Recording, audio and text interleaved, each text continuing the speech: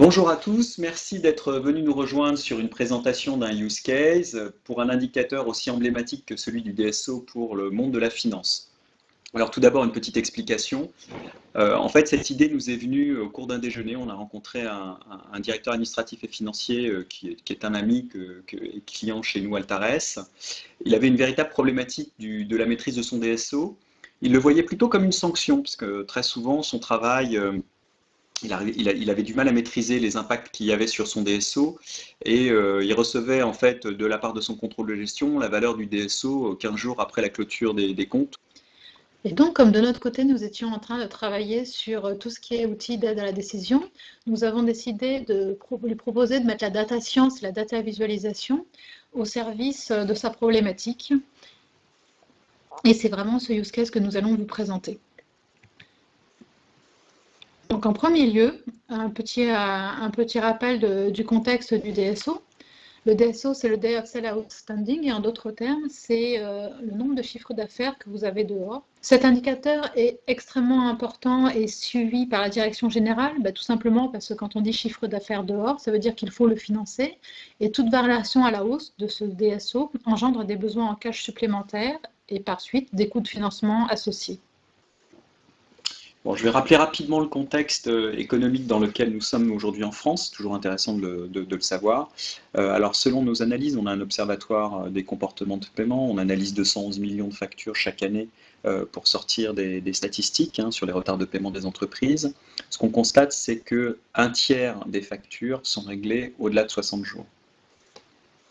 Deuxième élément aussi à prendre en compte quand on est sur les calculs de DSO, c'est que la moyenne de retard en France est de 13,6 jours et que cette tendance a plutôt augmenté. Autre point important, comme le disait Frédéric, la trésorerie c'est un point névralgique, important pour les entreprises, qui lui permet de financer, mais tout d'abord de payer les salaires finalement à la fin du mois. Et c'est à travers ça qu'on retrouvera sa rentabilité, c'est que 25% des entreprises aujourd'hui vont en procédure collective liée à un retard ou à un défaut de paiement de l'un de leurs clients. Le déficit aujourd'hui de trésorerie des PME, qui se fait évidemment au bénéfice des grands groupes, tout le monde le sait, tout le monde le dit, on l'entend dans la presse et on relaie cette information, est d'environ à peu près 13 milliards d'euros, donc soit l'équivalent d'un demi-CICE. Donc les enjeux. Déjà, en premier lieu, une espèce d'idée reçue qu'on entend souvent, c'est que le DSO est un problème de recouvrement et quand vous voulez essayer de réduire ce DSO, vous commencez par aller voir votre service de recouvrement. En fait, ce n'est pas le cas, puisque ce DSO a des multiples causes et si on essaye de réattribuer un petit peu à César ce qui est à César, on considère que presque un peu moins d'un tiers de ce problème de DSO est attribuable au processus commercial, plus d'un tiers au processus d'administration des ventes, 16% seulement est dû au processus de recouvrement. Donc 37%, c'est dysfonctionnement d'entreprise. Ce qu'on met derrière ça, c'est une prestation mal effectuée qui va conduire à des litiges. Donc petite mise en situation pour illustrer cette problématique et voir comment ensuite nous proposons d'y répondre. C'est votre DG qui est en fin de repas, une fois qu'il a couché les enfants, il regarde sa tablette et voit que son DSO est à 77 en avril, qu'il était déjà à 77 jours en mars, que son objectif c'est 60 jours, parce que 60 jours c'est quand même un petit peu ce qu'il y a dans la LME. Il appelle son credit manager le lendemain et lui dit comment ça, pourquoi c'est encore 77 jours, comment ça se fait qu'on n'arrive pas à cet objectif de 60 jours. Et le credit manager, qu'est-ce qu'il peut faire avec ces 77? Il n'a aucune réponse à apporter à son DG. Alors c'est relativement simple, on a utilisé un outil du marché, un standard, il y en a plein, on a utilisé BIM pour leur faire un petit peu de publicité parce que c'est des gens sympas et que l'application est bien réussie. Dans le use case présent, en fait, on a récupéré un fichier à plat sur lequel on retrouve le client, le chiffre d'affaires, l'encours sur une profondeur suffisante, le non échu, l'échu, et puis quelques éléments de contexte de l'unité dans lequel ce client est positionné ou quels sont les produits qu'il achète. Donc on part du petit postulat que le DSO il est effectivement à 77 jours, et le premier écran sur lequel on va pouvoir arriver, c'est déjà qu'on va décomposer de manière relativement simple et basique, et pour tous ceux qui sont spécialistes, vous l'aurez compris, le DSO c'est deux composantes, c'est le best possible DSO, donc les conditions contractuelles, moyennes, et la partie retard. Donc, sans grandes explications, on voit bien que pour ce fameux mois d'avril, le DSO contractuel a légèrement diminué, et on va le voir après dans la suite de la démonstration pourquoi. Et il va, par contre, le retard, donc l'impact direct du recouvrement, lui, a été plutôt moins réussi, puisqu'on voit que le nombre de jours est plus important. On voit par ailleurs que la situation s'est quand même considérablement améliorée par rapport à septembre 2015, que vous allez retrouver sur le graphe qui est en dessous. Alors, donc la data visualisation, comme vous l'a dit Frédéric, c'est un chemin méthodologique. Vous retrouvez à gauche de cet écran les différents éléments de contexte dont je vous ai parlé, c'est-à-dire la nature du client. On sélectionne deux valeurs que sont les institutions religieuses et les librairies religieuses parce que notre credit manager avait mis en place le mois dernier un plan d'action un petit peu particulier. Alors, qu'avait-il fait? Il avait tout simplement réduit les conditions contractuelles. C'est-à-dire qu'il avait été voir la DV, il avait demandé à la DV de produire la facture 5 jours avant la fin du mois plutôt que 5 jours après la fin du mois. Qu'est-ce qu'il a pu constater? C'est que globalement le DSO sur cette population de clients a diminué de 70 à 58 jours, donc elle est très favorable. Pour autant, certaines librairies ont continué à payer avec du retard, voire avec un petit peu plus de retard, n'acceptant pas évidemment qu'on puisse leur envoyer la facture un petit peu plus tôt. C'est une question que je trouve régulièrement et qu'on me pose régulièrement. Est-ce que si je réduis mes conditions contractuelles, est-ce que je ne vais pas augmenter mon taux d'échu? La réponse est oui. Mais est-ce que globalement mon DSO va augmenter? Toutes les expériences montrent et démontrent qu'effectivement, globalement, vous serez payé plus rapidement, même si votre taux d'échu risque d'augmenter. Pris à dessin quand même quelqu'un qui est assez gros, donc Amazon dans cet exemple-là. Amazon, là aussi on a une dérive des conditions contractuelles de paiement. Ce qui s'est passé, c'est qu'il y a eu une opération commerciale avec eux qui a conduit à une augmentation du chiffre d'affaires très importante, puisqu'on a plus 121%. En échange, on a dû concéder des conditions commerciales plus favorables pour Amazon, qui ont conduit à une augmentation de la partie contractuelle du DSO. D'un autre côté, ça ne s'est pas traduit par un DSO global en hausse, puisque la partie recouvrement a été bien maîtrisée. Voilà, ça c'est un élément important, c'est que les opérations commerciales tout à fait justifiées, le sujet n'est pas là, peuvent conduire à une détérioration du DSO, mais évidemment, et on l'espère, une amélioration des marges et du chiffre d'affaires de l'entreprise. Alors ce slide, c'est cette présentation graphique est celle que je préfère. Alors je vous parle de la croix qui est sur la partie droite. C'est une présentation en 3 dimensions des données. Vous avez une première dimension en abscisse qui sont le nombre de jours contractuels. Donc en ordonnée, vous avez le nombre de jours de retard. Et puis les bulles représentent en 2 dimensions. Vous l'aurez compris, la taille de la bulle donne la taille du niveau d'encours et la couleur, le risque de défaillance. Comme je vous l'ai dit, on travaille pour des clients, on utilise un use case client et il vient chercher chez nous des données identitaires mais également des données risques. Donc qu'est-ce qu'on voit et qui est important à souligner, c'est que sur la partie jaune et rouge, qui sont donc les comptes le plus à risque, non seulement les conditions contractuelles sont bien plus réduites que sur les comptes traditionnels, on va dire, sur lesquels il y a peu de risque de défaillance, puisqu'on est positionné entre 40 et 50 jours de délai, et on voit également, et surtout ce qui est le plus important, c'est que le nombre de jours de retard est extrêmement réduit, de 3 à 2 jours, alors qu'il est plutôt de 8 jours sur la grosse bulle verte qui va représenter les Amazon, les Auchan, sur lequel il y a peu de risque de défaillance, mais sur lequel effectivement, comme on l'a vu tout à l'heure par les 2 illustrations de Frédéric, les retards étaient ou pouvaient être plus importants. Donc un dernier tableau qui est assez intéressant, c'est souvent les gens vont vous demander, comment faire pour être le plus efficace possible. Et là, ce qu'on leur propose, c'est une vision de leurs clients avec leur contribution à la mauvaise performance versus leur objectif de 60 jours. Donc là, dans cet exemple, le plus gros contributeur, sans surprise, encore une fois, c'est Amazon, qui contribue à 15% à cet écart de retard par rapport à l'objectif.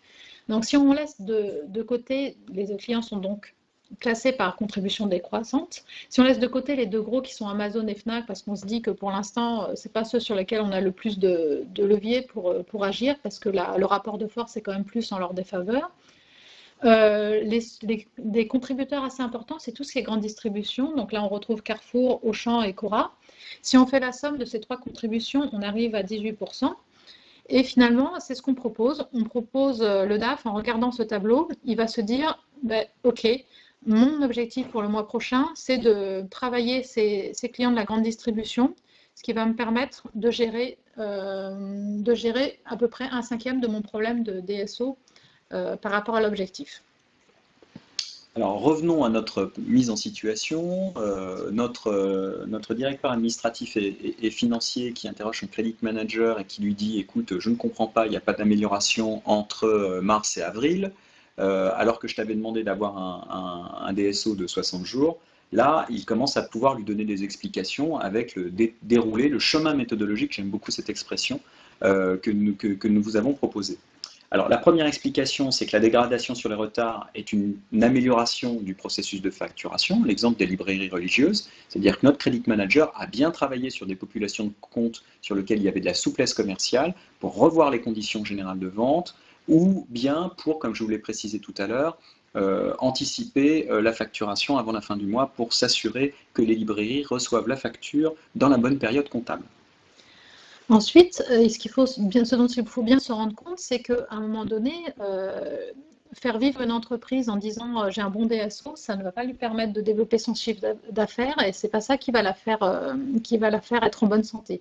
Donc quelque part c'est inévitable, on l'a bien vu sur l'exemple Amazon, c'est qu'il y a certains moments où vous êtes obligé de consentir des conditions commerciales pour augmenter votre chiffre d'affaires. C'est pas forcément une mauvaise chose. Effectivement, ça a une conséquence sur le DSO, mais quelque part vous êtes obligé de faire ce trade-off pour pouvoir vous développer. Alors sur la partie trade-off, comme le disait Frédéric, c'est qu'en fait, que va dire notre credit manager à ce DAF? Va lui dire, bah écoute, c'est vrai que c'est 77, mais 77 n'est pas égal à 77, puisqu'on l'a vu, les deux composantes, best possible DSO et retard, ont évolué favorablement et défavorablement pour l'un pour l'autre, mais que cet écart défavorable provient sans doute des librairies religieuses et que les conditions générales ont plutôt augmenté pour permettre à l'entreprise d'accroître son chiffre d'affaires, ce qui globalement, comme on l'a vu, ont figé finalement les situations entre mars et avril, mais alors que les situations des comptes les unes par rapport aux autres étaient sans doute différentes, et c'est somme toute différentes. En termes d'efficacité, donc on a vu que le DAF avait mis en place un plan d'action maîtrise du risque. Ce plan d'action s'est avéré efficace. On a bien vu, les clients les plus risqués sont maîtrisés. Donc certes, le DSO n'est pas à 60 jours, mais ce n'est pas pour autant qu'on a un risque sur cet encours qui est dehors. Et ça, je pense que c'est vraiment le plus important, parce que ça, c'est le travail du credit manager que d'essayer de réduire son exposition au risque, non pas de se refuser de travailler avec des clients risqués, je le dis bien, mais de bien maîtriser son risque, c'est-à-dire maîtriser ses encours sur ces clients-là. Alors, le next step, et ça, c'est ce que j'aime beaucoup, nous, ce qu'on appelle, et d'ailleurs, c'est ce qu'on appelle le smart data, c'est quand la donnée devient actionnable. Donc là, vous l'avez vu, il y a un chemin méthodologique qui vous est proposé, et à la fin, en fait, votre plan d'action. Frédéric a défini un plan d'action sur 3 gros de la distribution, sur lequel on imagine qu'on peut avoir un impact, soit via effectivement une meilleure gestion de la facturation, une révision des conditions générales de vente quand c'est possible, et puis sans doute une pression un peu accrue au niveau du recouvrement avec des pointages de compte peut-être plus assidus dans la semaine. Mais à la fin, notre credit manager pourra dire à notre directeur administratif, et mon plan d'action, il est basé sur la relance de ces 3 grands de la distribution, parce que je pense que c'est le ventre mou et qu'on doit sans doute pouvoir améliorer les résultats. Donc, ce qui est vraiment important, c'est on ne fait pas de la data visualisation ou de la data science pour le plaisir de faire la data visualisation ou la data science, bon, même si c'est très drôle. L'idée, c'est vraiment de répondre à un besoin métier, donc de fournir de l'information qui est directement actionnable. C'est l'idée un peu de smart data qui va vous permettre de prendre des décisions et de faire les constats qui conduisent à des actions. Alors la deuxième, c'est vrai que ce n'était pas forcément celle que j'aurais plus facilement animée, mais c'est d'avoir une interface state of art. C'est-à-dire qu'en fait, il faut, comme vous l'avez vu tout à l'heure, bon, les graphiques sont sympas, les couleurs sont choisies. Elles n'ont pas été choisies au hasard. Des choses évidentes, un feu rouge, ça veut dire qu'il faut stopper. Une bulle rouge, ça veut dire qu'il y a quelque chose qui s'y passe. Donc là, il y a véritablement des choix dans les coloris ou dans les graphiques qui sont importants pour apporter un service optimum à l'utilisateur. Ce qui est important aussi, c'est qu'il ne faut pas qu'on s'engage sur un projet de 6 mois. Là, l'idée, c'est d'avoir des quick wins. Donc, il faut penser à mettre des solutions qui sont faciles à mettre en place, sur lesquelles l'architecture technique n'est pas un frein, Et dans l'idéal, si vous pouvez mettre quelque chose en place en 4 semaines, c'est super, parce qu'à partir du moment où vous en parlez, c'est fait et les gens peuvent se l'approprier et exploiter les résultats. Et enfin, la dernière qui me tient pour le coup beaucoup à cœur, c'est la diffusion de ces résultats. Donc dans le test que nous avons effectivement produit, ce qu'on appelle un POC plus communément, auprès de ce client dont on vous a parlé, l'objectif au final, ça serait de pouvoir de diffuser cette information sous forme de PDF, de rapport, mais aussi aux directeurs de région qui ont une responsabilité opérationnelle, d'accéder à leurs données, à leur périmètre, pour qu'eux-mêmes puissent faire ces analyses et agir en conséquence auprès de leurs commerciaux ou leurs équipes techniques ou leurs équipes ADV quand il s'agit des problématiques de facturation. Donc, nous vous remercions pour votre attention et si vous avez des questions, on se fera un plaisir de vous répondre ou si vous voulez échanger sur ce sujet-là, n'hésitez pas à nous contacter. À nos adresses mail respectives que vous trouverez en cette dernière page. Vous pouvez également nous contacter via le compte Altares. Nous avons un compte Facebook, un compte Twitter, un compte LinkedIn. Et puis, vous pouvez également nous retrouver au travers de Webikeo qui nous a gentiment accueillis et proposé ses services. Merci et à bientôt.